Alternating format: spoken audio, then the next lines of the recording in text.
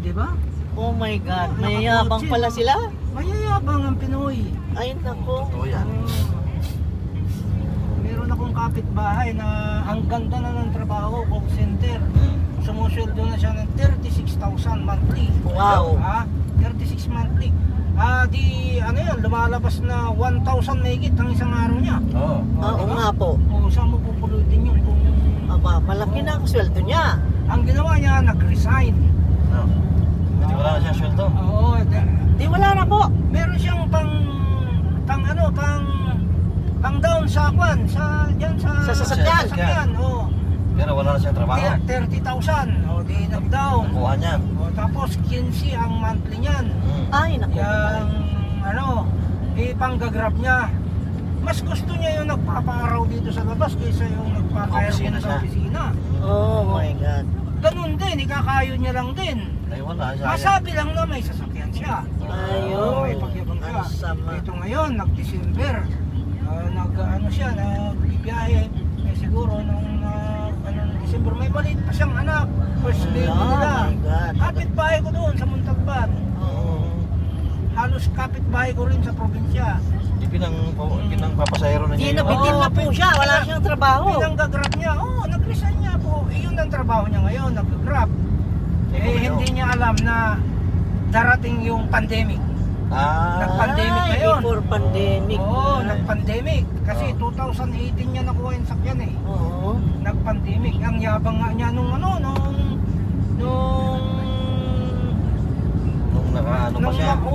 nakakuha siya ng kotse. Di kotse na eh. Kasi sabi niya sa akin, nagpupunas kami pareho. Magkapit-bahay din kami ng parkingan eh. At hindi ko alam na nangungupahan lang din doon sa tabi ko. Yan sa akin yung nakuha ng mga anak ko, rent to own yun eh. Magiging amin. Mas maganda. Opo. Nag-aabang na siya doon. Sabi niya, Manong, bakit ikaw ang tagal-tagal mo nang magtataksi? Ginaya pala kayo, gano'n? Wala ka pang ginaya. Hindi, ang sabi niya, wala ka pang sarili. Sabi niya kasi alam niya na hindi ko sarili to eh. Dahil hindi ko talaga pinayagan mga anak ko na kukuha na sasakyan. Sakit ng ulo siguro inisip niya, ano po? Hindi lang yun, yung wala kang maparkingan. Yun. Tama. Nung nangungupahan pa kami yun. Oo. Pinagalitan ko ngayon panganay ko dahil sabi niya, kuha kami ng kotse, i-grab mo, sabi sa akin, ako, gagawin niyo rin akong driver. Huwag na, sabi ko. Tama lang itong nangamuhan ako. Dito ko kayo pinatapos, dito ko kayo pinaaral. Galing ni Manong. Ito ano nangyari na po sa kapitbahay niya po? Nung nag-pandemic, wala silang biyahe. Parehas kami walang biyahe. Wala. Sabi ko sa kanya, Brad, yung sakyan mo, nasa na? Sabi ko gano'n kasi may pumunta na taga-sheriff. Oo. Kukunin na yun. Ay naku, maano na Hindi siya. na mahulugan. After 4 months yun. After 4 months, nangyari yun, yung pandemic nga. Oo. Dumating yung sheriff after 4 months ng pandemic, ganyan. Hindi kasi nakabayad na, siyempre. Hindi na nakahulog. Oo. Bawal ang mag-circulate eh. Ito pa, nung umalis yung nagkuhan kasi narinig ko yung usapan nila eh. Dahil dingding lang pagitan namin. Umalis yung sheriff, pina-start yung sakyan niya. Umalis din to si Yabang. In-start niya rin sakyan niya, sinundan niya yun. Pagbalik, lulugulugod na. Pagbalik ng bandang hapon, lulugulugod. Bumalik tapos kinuha yung sa sasakyan? Hindi, isinunod niya doon sa sheriff. Yung sasakyan niya. Kukunin na nila. Dahil wala Dahil siya. nung sinubukan ko rin yabangan after 1 week. Sabi ko sa kanya, Brad, yung sakyan mo, asa na? Sabi ko sa kanya. Hindi, pinagawa ko pare kasi Masira ka niya. Sira. meron akong hindi magandang naririnig na tunog ng makina. Pinapasa ko muna. Sabi ko, ang yabang naman nito. Hindi pa umaamin, no? Hindi pa Hindi umaamin. umaamin talagang Nagyabang pa rin. Hindi ko pinalata na nalaman ko yung usapan nila nung sheriff noon. Nahiya siguro po yun. Oo. After 1 linggo na naman, tinanong ko na naman siya. Sabi niya ulit Kuya, hindi ko nagustuhan yung ginawa ng kasa Yung gusto ko, hindi nila ginawa. So, maaari ba naman ikaw, maaari ba naman kasa yan? Imposibleng, hindi, kasi hindi mo nahulugan kung ayaw mo na yung ano eh. Oo. Oo nga po. Nakakontrata ka dyan eh. Oo, kagustuhan ba ng kasa yung Oo, may kontrata yan. Hindi pwedeng hindi nila gawin yung gusto mong gawin nila. Inamin niya na, pero nagyabang pa rin. Ah, Sabi niya, pinahatak ko na lang. yun. Pero, Dahil hindi pero niya- mayabang pa rin yung kanya. Oo, mayabang Pinahatak pa rin. ko na lang. Ito ang Parang- masakit. Hmm. Nung hindi yun nakakabiyahe na, dahil wala na yung sakyan niya, Hmm. ilang ano yun, at saka bitin din yung kinikita niya minsan. Oo. Yung pala, yung asawa, chismisan din ng asawa ko. Ayun. Nakakahiram pala ng pera doon sa asawa ko yung asawa. Ayun. Utangan pala kayo. ako. Oo. Ayun. Sabi ko, ba't mo pinautangan yan? Ang iyabang ng lalaki dyan. Oo. Sabi ko, Oh. mas pangit kasi yung taxi ko noon yung luma na Kia. Oo. Kaya niyabang-yabangan niya ako. Oo, kaya naman pala. Ay, yun ang pangit sa Pilipino talaga naman. Mayabang ang Pinoy. Kaya doon ko masasabi ang yabang. Ay, totoo po yan. Ayun. Pataasan ng ihi. Ay, pride. Parang Oh my God. Mayabang. Wala Kahit walang mararating yung bahay. mayabang. Kahit walang bahay. Hindi ganun talaga. Nangungupahan lang, may sasakyan. Diyan nangyari yung yung parking pati sa kalsada. Oo, yun na nga eh. Kasi meron silang pinapakita na pinapashow ba? Oo. Mayabang. Ayun din ang mali ng ng mga nagbibigay ng franchise ko. Oo. Ano nangyari na po sa kanya ngayon? Ano nangyari na po sa kanya? Oo, picturean mo lang yung garahe ng kapitbahay mo. Oo. Ilagay mo doon yung sasakyan mo, ayan na. I-forward mo doon sa LTO para ayun ang requirements mo.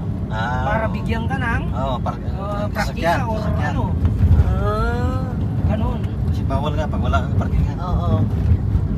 Wala, hindi naman sila nag-CCI ngayon. Eh di anong nangyari na po sa kapitbahay niyo nga?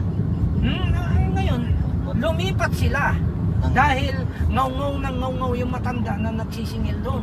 Ayun. Kasi nakita ko doon ko malaman eh. Hindi sana na gusto yung na pinuutangan ng asawa ko kung ano. Kasi ako lumalabas ako madaling araw pa wala. Napansin ko, naglalabas sila ng gamit. Naku, Oo. nag-transfer na.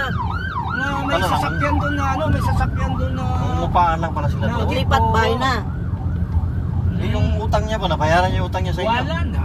Ay, Na- Doon ko nga pinagalitan yung Saklap. ano. Sa- Alam niyo kung magkano nahiram sa asawa ko? Oo. Sa unti-unti na palimalimandaan. Oo, mauipon po talaga. Nagbabayad ng naman after nga isang linggo, magbayad ng 500 doon sa nahiram niya na 1,500, 2,000 ganyan. Pero uulitin niya ulit ng 2 beses Naku. Oo, Teknikan kayo. mas maganda mas mabilis yung pangungutang niya kaysa yung magbayad. Ay, Ano ba yan? 1:3, 1:2, ganyan. 3 beses may utangan ka tapos Style. isang beses magbayad, ganyan. Mahirap yung ganyan, may utang na ganyan. Doon ko nabisto na yung kapitbahay natin, bakit naglilipat ka ako ng gamit yan?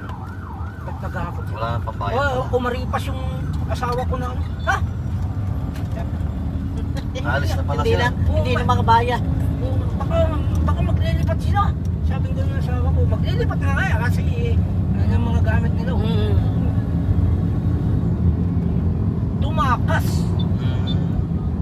Pati yung tinakasan nila, yung bayad na forma, bali 5 buwan.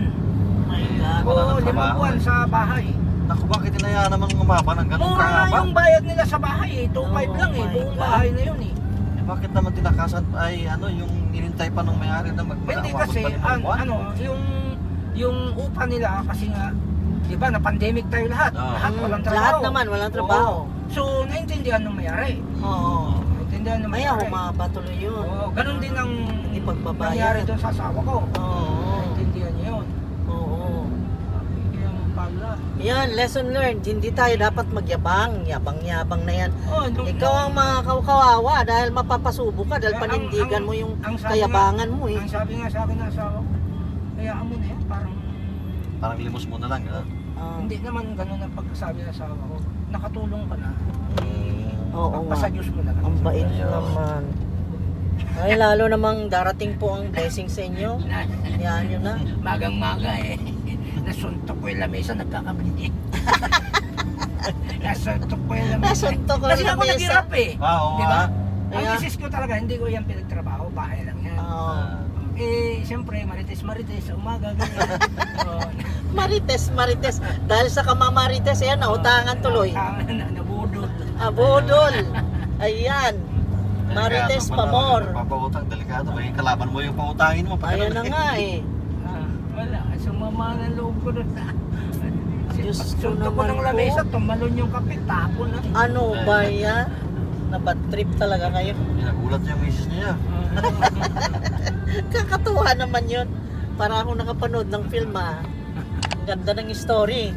Pakakapulutan Hindi na wala. ng ano, Totoo yun pakapulutan sa- ng Oo, kasi lesson. nga, di ba? Mangyayari yung ganun dahil sa sobrang kayabangan ng isa, Ayan na nga po. ayan pala yung asawa niya. Napapasupo. Manungutang dun sa asawa ko. Naku, mapapasubo po. Anong title nun pag sa sine yun? Sa film, ano? Ano yung utangero? Parang ano yun, yung Paano ba? ang mayabang na ano na napaya. Parang gano'n. Ang mayabang ay Kailangan talaga ng mayabang po, talagang mapapaya talaga yan. Oo. Kaya mas ayan. maganda mag-ampun Di na. ba? Dapat maghambol lang, huwag nga, magyabang. oo. Ayun, yung nung nangungupahan kami, doon nagalit ako dun sa panganay ko. Dahil nga, yun, inalok ako na kukuha daw silang sasakyan Oo. sa kapatid niya. Kasi yung kapatid niya, yung bunso ko, call center. Oo. Itong panganay ko, ano yan, natapos yan ng komersyo. Ang galing yan. Bali, nag-opisina siya. Ganda. Ayun, kaya daw nilang dalawa hulugan sa sasakyan. Oo. So yung kita, amin ni Mrs. Oo. Basta yung monthly, kami na magbayad. Na magbayad. Oo. Ang So, galing. Oo. Ang galing Yun ang ano, yun down payment sa kanila magkapatid. Sa kanila, oo. Kasi bibiyahe ko naman yun, Oo, i-grab ko daw eh. kikita naman eh. Oo, kikita. So yung pinaka-installment, Pero- yun ang ano, Pero bayad. inayawan ko dahil ayaw kong magyabang. Ay, Oh, inayawan ko. Sabi ko sa kanya, wala kang bahay, may sasakyan ka, saan ka papark? Sige nga, di ba kayabangan yan? Ayan na nga. Oh. Grabe si Kaso Mama. lalo yung iba ngayon. Ang galing ng pangangutwiran niyo po. Nag-usap silang Ang mag-ina. pangit ngayon, yung Mhm. ano, yung mga wala pang sasakyan, doon magpaparking sa tapat mo mismo. Ayun na nga eh. Nag-iisip sila, nag-usap-usap sila mag-ina. Sabi nung panganay ko dun sa mama niya, Ma, bakit ganun si Papa? Bibigyan ko nga kayo ng Pang down payment, Pang down. panghanap buhay para magkakaroon tayo ng sarili. Mhm. Pagkatapos, hindi, kasi ang sabi naman ng mama nila,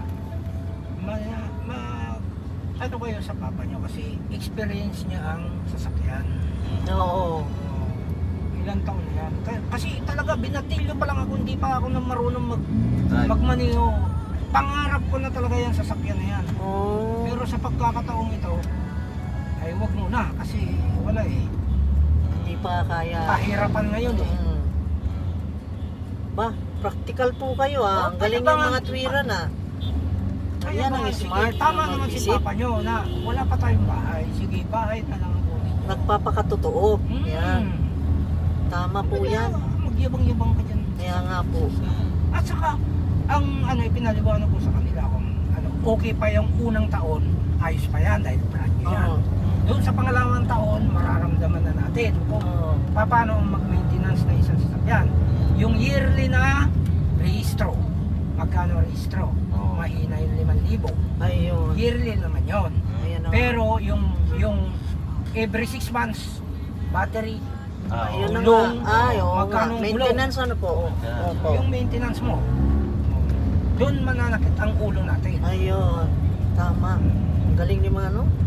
Di ba? Kasi experience Ayun, ang ko dami dito kong sa nalaman na dito sa natutunan. operator ko, nakapag-operator ako ng isang taxi lang niya. Mm. Isang taxi na sakit sa ulo kasi doon niya kinukuha yung panggastos sa bahay. Ayun. Yung sa boundary ko. Pero pag nag-maintenance na kami, wala na Piti siyang na. Wala nang siyang ibabayad. madudukot. Matira. Wala nang madukot na Wala na budget. madudukot. Ay, naku. Mm. Kailangan ano, pag-isipang mabuti bago mo gawin. Oo. Kasi sabi nila, Kaya nga. palibasa kasi yung panganay ko, siyempre, taga-opisina, inahatid ng asawa, Oo. may sarili sila. Oo. Parang nainggit na ganun din ang mangyari dapat sa kanya. Oo. Wala eh. Hindi pa kaya eh. Dapat, Tsaka ngayon, kailangan. pag-isipan niya sa Magpakatotoo pera, lang. ano. Alam ko na po ang title. Magpakatotoo lang, Ayaw. wag nang magyabang para di mapasubo. Ayun. Pwede. Pwede. Kasi ano, mas mahaba masyado. yung Mahaba title. masyado, no? O sige. Mahaba yung title, sobrang. Mahaba masyado. Oh my God. Ang galing. Huwag magyabang para hindi ka mapaya. Yan na lang Ang title. galing ang bright ni Manong. Galing niya. Galing ng ano niya sa buhay, pangangatwiran. Dapat ganun lahat ng Yo, Pilipino para hindi mapasubo. No? Di ba? Oo. Magbago ka ng sasakyan, eh sakit naman sa ulo mong paghulog-hulog. Huwag na. Alright. Ito lang ang totoo nangyayari. Yung kapitbahay namin kumuha ng sasakyan na bago tapos laging doon sa harapan namin nililinis eh. Bakit doon maglinis? Sa kalsada Maglinis doon sa naglilinis. highway mismo. Kalsada mismo Ayun naglilinis lang, sabi ko nga. kapitbahay ko eh. Oh, wala siyang parking, di ba? Wala siyang Walang Meron parkingan. naman. Pero bakit pa siya ilalabas yung sasakyan? Doon siya maglinis sa labas. Talagang pinag-ano niya na... Pinagyayabang niya. Dinidisplay. Oo. Ganon yun. Diyos ko naman. Diyos ka.